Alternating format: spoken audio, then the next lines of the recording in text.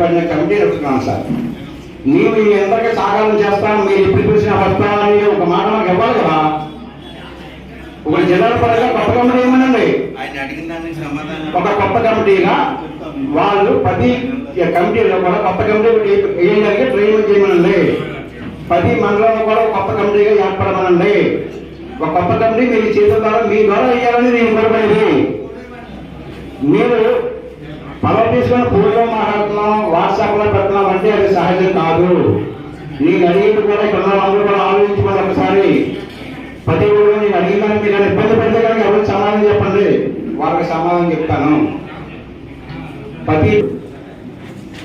మీరు ఇప్పుడు నాయకులుగా ఎన్నికయ్యారు కనుక మా సొసైటీలు అక్కడ ఇబ్బందిగా ఉన్నాయి కనుక మీరు చేయగలుగుతారా అని చేయటానికే ఇప్పుడు ఈ కమిటీ వేసి. ఈ కమిటీ ఎందుకు వేసాం?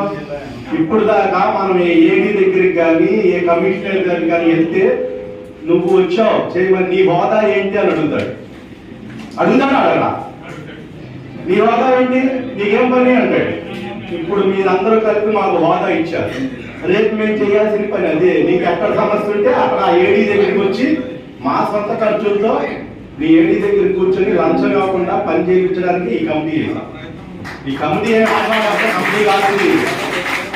కమిటీ ఎందుకు వేసాం? మీరు అందరూ మాకు పవర్ ఇచ్చారు. ఇప్పుడు మీరు ఫారాలు ఇచ్చారు, పవర్ ఇచ్చారు.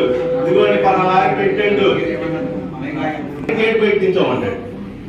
ఇంతకుముందు మాకు ఆ హోదా ఏం లేదుగా, ఇప్పుడు ఆ హోదా ఇచ్చారు. చేయడానికే మేము ముందుకు వచ్చాం. ఇవన్నీ చేస్తాం.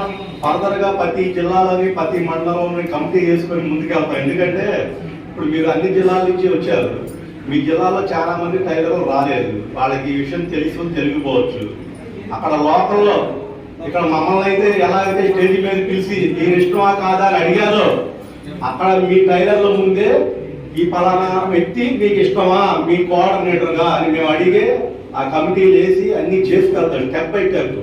ఇప్పుడే పసిపిల్లవాడు నేను పుట్టా, ఇప్పుడే ఆవకాయ పెడతానంటే ఎట్లాగా ముద్దపప్పు వేసి నెయ్యి పెడితే కొద్దిగా డైజెస్ట్ అవుతుంది. పెద్ద అయిన తర్వాత ఆవకాయ పెట్టాలి.